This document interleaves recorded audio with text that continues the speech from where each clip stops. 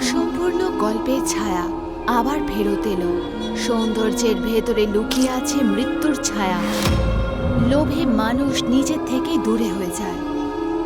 প্রত্যেক নতুন চেহারা ভেতর থেকে আরো ভেঙে যায়। সেটা যৌবন নয়, একটা সাপ পুরনোভাবে খেলছে। প্রত্যেক ৪৮ ঘন্টায় নিজের কাউকে হারিয়ে ফেলছে। জেলার দরজা খুলল আর শ্বেতা জেল থেকে বাইরে বেরোলো। ও নিজের চেহারা ধুলো। ওর চেহারা একটু ম্লান আর দুর্বল লাগছিল। তারপরও ঘরের দিকে চলে গেল আর পুরনো সময়ের মতো নিজের সুন্দর জামা পরে নিল।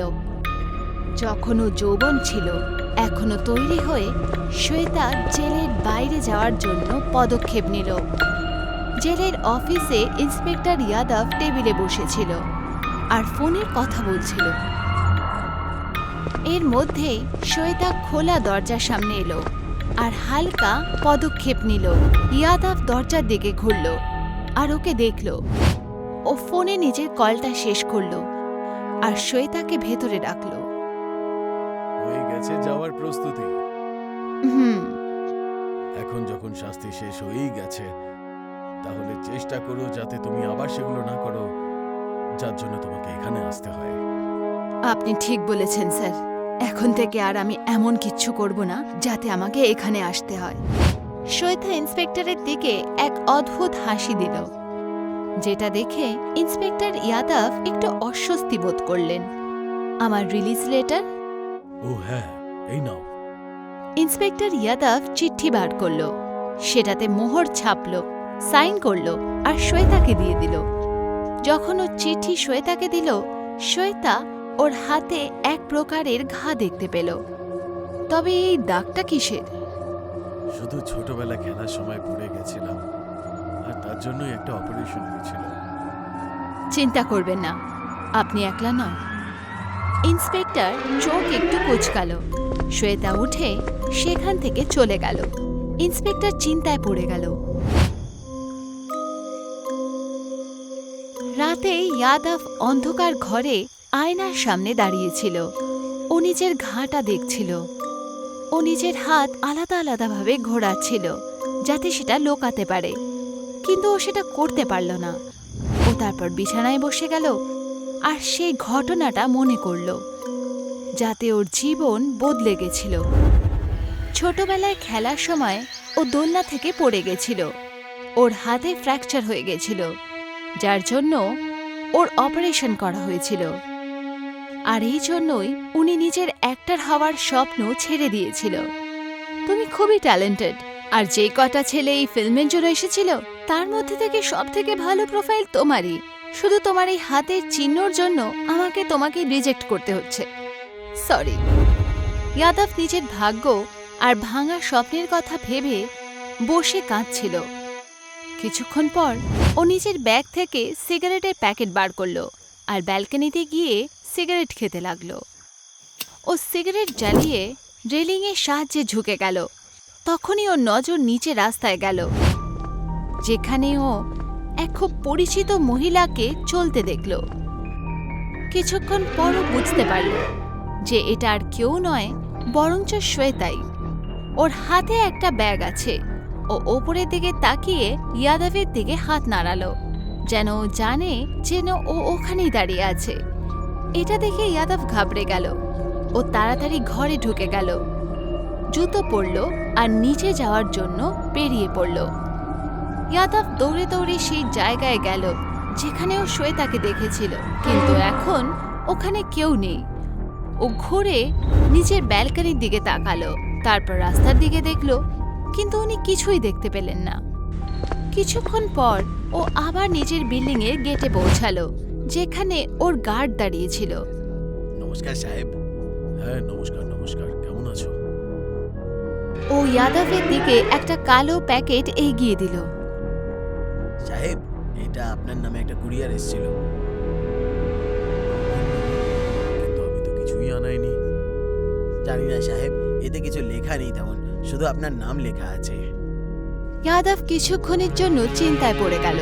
ও নিজের জন্য কোনো পার্সেলের অর্ডারই দেয়নি, তাও ও সেটা নিয়ে নিল আর সেখান থেকে চলে গেল। রাত এখানেই শেষ হয়ে গেল। পরের দিন ইয়াদাব নিজের ক্যাবিনে বসেছিল আর মোবাইলে রিলস দেখছিল। তখনই ও একটা রিল দেখতে পেল। সেই রিল অপ্সরা বিউটি পার্লারে। সেখানে বলা হচ্ছে, অপ্সরা বিউটি পার্লারের গ্র্যান্ড লজ, যদি আপনি আমাদের নতুন প্রোডাক্ট ইউজ করেন তাহলে আবার আপনারা যৌবন আর আগের থেকেও বেশি সুন্দর হয়ে যাবেন। আপনাদের সব দাগ, চিহ্ন আর শরীরের যে কোনো রকমের মার্কস শেষ হয়ে যাবে আর আপনি আগের থেকেও বেশি সুন্দর হয়ে যাবেন। কি হয় এটা? আজকালকার লোকেরা যা খুশি তাই বানায়, কাজ কর্মই কোনো কিছু নেই। রিলে একটা লাইন এলো, ব্যবহার করো আর নিজে বুঝে যাও। ইয়াদাবের একটু অদ্ভুত লাগলো। আর ওই রিলে কোনো আওয়াজ ছিল না। যেই ওটাকে নকল বলল, এটা জবাব দিয়ে দিল। এবারও আরো চিন্তায় পড়ে গেল। শহরের এক শুনশান গলিতে অপ্সরা বিউটি পার্লার আছে। সন্ধেবেলা ইয়াদাব নিজের জিপে ওখানে পৌঁছালো। ও গাড়ি থেকে নেমে পার্লারের দিকে এগোলো। শাটার বন্ধ ছিল আর আশেপাশে কাউকেই দেখা গেল না। ও শাটারে নক করল, কিন্তু কেউ উত্তরই দিল না। যেই ও আবার জিপের দিকে এগোলো, তখনই একটা পরিচিত আওয়াজ ওকে ডাকলো। ইয়াদাব পেছনে ঘুরে দেখল তো সেখানে শ্বেতা দাঁড়িয়েছিল। তুমি এখানে কেন? আর কাল রাতে আবার বাড়ির কাছে তুমি কি করছিলে? আপনি তো এমনি চিন্তা করছেন, আমি তো আপনাকে একটু সাহায্যই করতে চাইছি। সাহায্য? কেমন সাহায্য? হয়তো এটার উত্তর আপনি আগেই পেয়ে গেছেন। ঘরে যান আর সেই প্যাকেটটা খুলুন যেটা আপনি কাল রাতে পেয়েছেন। তাহলে ওটা তুমি পাঠিয়েছিলে? হয়তো। দেখো, 7 বছর আগে যে পাপটা তুমি করেছিলে, তুমি সেটা শাস্তি ভোগেই বাইরে এসছো। এটা বলো না যে আমি একজন ইন্সপেক্টর আর আমি যদি তোমার সম্বন্ধে কিছু জানতে পারি তাহলে এইবার সোজা কিন্তু যাবজ্জীবন হবে। আপনি একবার বিশ্বাসই তো করুন, আমি কথা দিচ্ছি আপনার এটা পছন্দ হবে। কি বলতে চাইছো কি তুমি? শোয়েটা একটা অদ্ভুত হাসি দিল আর সেখান থেকে পালিয়ে গেল। ইয়াদব সেখানেই দাঁড়িয়ে রইল আর বুঝতে পারল না যে হলোটা কি। ওর চোখে অস্বস্তি পরিষ্কার দেখা গেল। রাতে ইয়াদব নিজের ঘরে গেল আর দেখল সেই প্যাকেটই টেবিলে রাখা আছে যেটাও কাল রাতে পেয়েছিল। ওটাও এখনো অব্দি খোলেনি। ও প্যাকেটটা উঠিয়ে ছিঁড়তে লাগলো আর ভেতরে ও অপ্সরা বিউটি পার্লারে একটা বাক্স পেল যেটাতে দুটো কাচে শিশি ছিল। একটাতে লাল তরল আর আরেকটাতে সচ্ছল তরল। একটা ব্রেসলেট আর একটা কাগজ পেল। ওই কাগজে লেখা ছিল যে লাল তরল হাতে লাগাতে হবে, তারপর যখন আপনি উঠবেন তো নিচের ভেতরে চেঞ্জ অনুভব করবেন আর তারপর ব্রেসলেট পরবেন। তারপর ও দুনিয়ার সম্মুখীন হওয়ার জন্য তৈরি হয়ে যাবেন। সাথে এটাও লেখা আছে যে প্রত্যেক 48 ঘন্টায় সচ্ছল তরল লাগানো খুবই জরুরি। তখনই আপনি আপনার আগের পরিস্থিতিতে পৌঁছে যাবে। কোনো অপেক্ষা ছাড়াই দ্বিতীয়বার সেই চেঞ্জ করা যাবে না। সন্তুলন বানিয়ে রাখতে হবে। ইয়াদাবের এসব খুব অদ্ভুত লাগলো। ও সবকিছু টেবিলেই ছেড়ে দিল আর নিজের ডেটের জন্য তৈরি হলো। ও নতুন জামা কাপড় পরল আর বাড়ি থেকে বাইরে বেরোলো। ইয়াদাব রেস্টুরেন্ট পৌঁছালো আর নিজের ডেটকে সেখানে দেখলো। ও ওর সাথে বসলো, খাবার খেলো আর কিছুটা সময় কাটালো। আর নিজের চিহ্নকে লুকানোর জন্য ও একটা মোটা লেদারের জ্যাকেট পরেছে। কিছুক্ষণ পর ওরা হাঁটার কথা ভাবলো। মেয়েটির ঠান্ডা লাগছিল, তো ইয়াদাব নিজের জ্যাকেট বার করে ওর কাঁধে রাখল। তখনই ওর নজর ওর হাতের বড় চিহ্নের দিকে গেল। ও তৎক্ষণাৎ না করে দিল আর ইয়াদাবকে ঠান্ডা শুনশান রাস্তায় একলা ছেড়ে চলে গেল। ইয়াদাব সেখানেই দাঁড়িয়ে থাকলো। এই সবের জন্য ও কাঁদতে লাগলো। ইয়াদাব বাড়ি ফেরত এলো আর লাল তরল বোতল ওঠালো। ওর চোখ লাল হয়ে গেছিল। ও ব্যাস নিজের জীবন থেকে দূরে সরতে চাইছিল। কোনো কিছু না ভেবেই ও সিরিঞ্জ বার করলো আর নিজেকে ইনজেকশন দিয়ে দিল।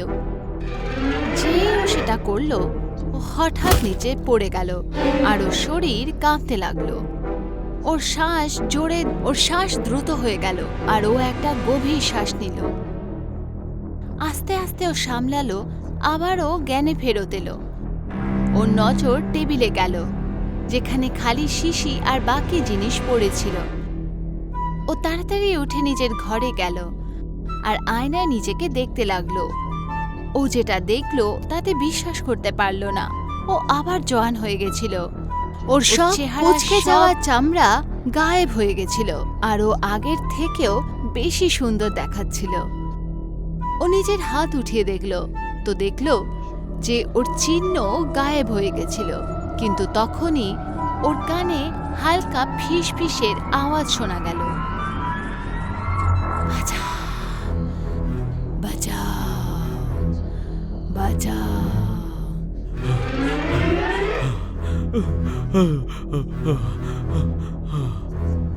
ওই ফিসফিস করা আওয়াজ আস্তে আস্তে তীব্র হতে লাগলো, এত তীব্র যে যাদব নিজেকে সামলাতেই পারল না। তখনই ও দ্বিতীয় কথা মনে পড়ল। তৎক্ষণাৎ লিভিং রুমে গেল আর ব্রেসলেট পরে নিল। যেই ওটা পরে নিল, সবকিছু আবার শান্ত হয়ে গেল। এখন ও নিজের ঘরে জোরে জোরে হাসতে লাগলো।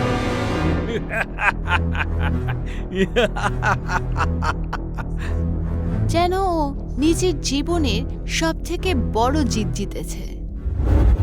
কিছুদিন পর যাদব আবার জওয়ান আর আকস্মিক হয়ে গেছিল। ও বাইরে হাঁটতে গেল। কিছুক্ষণ পর সেই সচ্ছল তরল ও নিজের গায়ে লাগালো। এরপর ও আবার নিজের পুরনো চেহারায় ফেরত এলো। ও জানলা ঢেকে দিল, বাইরে যাওয়া বন্ধ করে দিল, ঘরেই থাকতো, খাবার খেত আর টিভি দেখতে থাকতো। তারপর আবার ও লাল তরল নিজেকে লাগালো। আবার ও জওয়ান হয়ে উঠল আর অডিশনের জন্য পৌঁছে গেল। আপনার প্রোফাইল সিলেক্ট হয়ে গেছে, আপনাকে আমরা আমাদের নেক্সট ফটোশুটের জন্য কাস্ট করলাম। যাদব হাসল। ও অনেক ফটোশুট করালো আর অনেক বড় বড় ম্যাগাজিনের কভারে ওকে দেখা গেল। আস্তে আস্তে ওর ঘরে কোরিয়ারের বাক্স জমা হতে লাগলো। তারপর ওই সেই সচ্ছল তরল নিজের গায়ে লাগালো আর ঘরের ভেতরেই থাকতো। এরপরে ও আবার লাল তরল লাগালো আর সেই রেস্টুরেন্টে সেই মেয়ের সাথে রেস্টুরেন্টে বসেছিল যে কিছুদিন আগে ওকে রিজেক্ট করেছিল। তবে তুমি খুবই হ্যান্ডসাম। থ্যাঙ্কস। আমার সবসময় তোমার মতন একজন পার্টনার চাই, ইয়াং, হ্যান্ডসাম আর ওয়েল, তুমি তো জানোই নিশ্চয়ই। যাদব হালকা মাথা নাড়িয়ে হ্যাঁতে উত্তর দিল। তারপর এক রাত যাদব সেই মেয়ের সাথে বিছানায় শুয়েছিল। দুজনে চাদরের নিচে একসাথে ছিল। যাদব উঠে কিচেনের দিকে গেল। তখনই ওর নজর লিভিং রুমের ঘড়ির দিকে গেল। 12টা বাজতে চলল আর ওর মনে পড়ল যে এখন ওকে আবার নিজের পুরনো চেহারায় আসতে হবে। ও ঘরের দিকে তাকালো আর ভাবল ও এখন এরমটা করতে পারবে না, কারণ মেয়েটা ওর সাথে আছে। এই জন্য ও সেটা ইগনোর করল। যেই ও কিচেনে পা দিল, ও আবার সেই ফিসফিসানি শুনতে পেল। বাঁচাও, বাঁচাও আমায়, বাঁচাও। সেই আওয়াজ বারবার আরো তীব্র হতে লাগলো। যাদব তাড়াতাড়ি লিভিং রুমে এলো আর লাল তরল শিশি ওঠালো। ও জানতো যে 48 ঘন্টার নিয়ম ভাঙা যাবে না, কিন্তু সেই আওয়াজটা সহ্য করতে পারল না। ও নিজের পুরনো রূপেও ফেরত যেতে চাইছিল না, কিন্তু শেষ অবধি ও বাধ্য হয়ে নিয়ম ভেঙেই দিল আর নিজেকে ইনজেকশন দিয়ে দিল। যেই ও এটা করলো, সবকিছু আবার শান্ত হয়ে গেল। ও কিছুক্ষণ ওখানেই চুপচাপ বসে রইল। তারপর আস্তে উঠে আবার ঘরে গেল, যেখানে ওর ডেট শুয়েছিল। অন্যদিকে শ্বেতা একটা ক্রিস্টাল বলের সামনে বসেছিল। ও সেটা দেখছিল যে যাদব সত্যি যেরকমটা সেরকমটা না হয়ে কিছু অন্য হওয়ার জন্য নিয়ম ভাঙল। লোকেদের তো এটাই সমস্যা, ওরা কখনোই নিজের থেকে খুশি হয় না। আর এই দুর্বলতার সুযোগ ওঠাই আমি।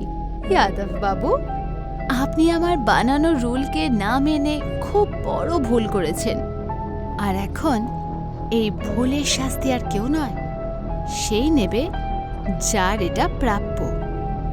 শ্বেতা হালকা ভয়ানক হাসি দিল। সেই সময় এক জ্বলন্ত দেহ দেখা দিল, যেটা অর্ধেক জ্বলে গেছিল। সেখান থেকে রক্ত আর সচ্ছল তরল নিচে বইছিল। কিছুদিন পর ইয়াদাব ফটোশুটের চলাকালীন বসে পোজ দিচ্ছিল। পোজ দিতে দিতে ওর নজর ফটোগ্রাফারের পেছনে দাঁড়িয়ে থাকা এক ছায়ার দিকে গেল। ওটা দেখে ওর অস্বস্তি হলো। কি হয়েছে স্যার, আপনি ঠিক আছেন তো? না না, কিছু না, আমি ঠিক আছি। আপনাকে একটু অন্যরকম দেখাচ্ছে। আপনার কি একটু ব্রেক চাই? হ্যাঁ, হয়তো আমি আসি কিছুক্ষণের মধ্যে। ইয়াদাব সেখান থেকে বেরিয়ে গেল। ইয়াদাব নিজে গ্রিন রুমে এলো। ওর মুখে কিছু যেন ভরা ভরা লাগছে, যেন মনে হচ্ছে ওর বমি হবে। ও তাড়াতাড়ি ওয়াশরুমে গেল আর মুখ থেকে রক্ত বার করলো, কিন্তু রক্তের সাথে আরো কিছু বাইরে এলো। ও দেখলো ওর 3টে দাঁতও সাথে পড়েছে। এটা দেখে ওর চোয়াল কেঁপে উঠল। তখনই হঠাৎ ওর শরীরে ব্যথা শুরু হলো আর ওর পিঠ থেকে একটা হাওয়া বেরোতে লাগলো। ও মাটিতে পড়ে গেল আর ওর শরীর খারাপভাবে কাঁপতে লাগলো।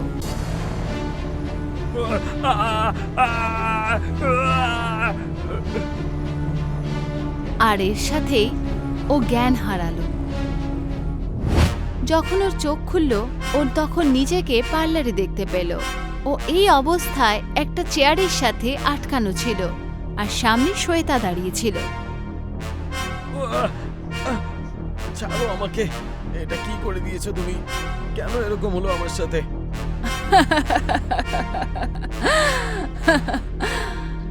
বলেছিলাম না স্যার, প্রত্যেক 48 ঘন্টায় আপনাকে বদলাতে হবে। কিন্তু মানুষের চরিত্রে শুধুই লোভ। এখন যখন আপনি আমার কথা শোনেননি, তো শ্বেতার হাত থেকে ব্রেসলেট টেনে ছিঁড়ে দিল আর ওর পুঁথি মাটির মধ্যে ছড়িয়ে গেল। ইয়াদাব চোখ উঠিয়ে দেখল তো ওর সামনে মেঘনার আত্মা দাঁড়িয়ে ছিল। ওর জোরে ওর দিকে এগিয়ে গেল আর ওকে শেষ করে দিল। কিছুদিন পর একজন মহিলা দরজা খুলল। ওর চেহারায় চিহ্ন ছিল। ও দেখল দরজার সামনে একটা প্যাকেট রাখা আছে, অপ্সরা বিউটি পার্লার লেখা আছে। ও হাসল, প্যাকেট ওঠালো আর দরজা বন্ধ করে দিল।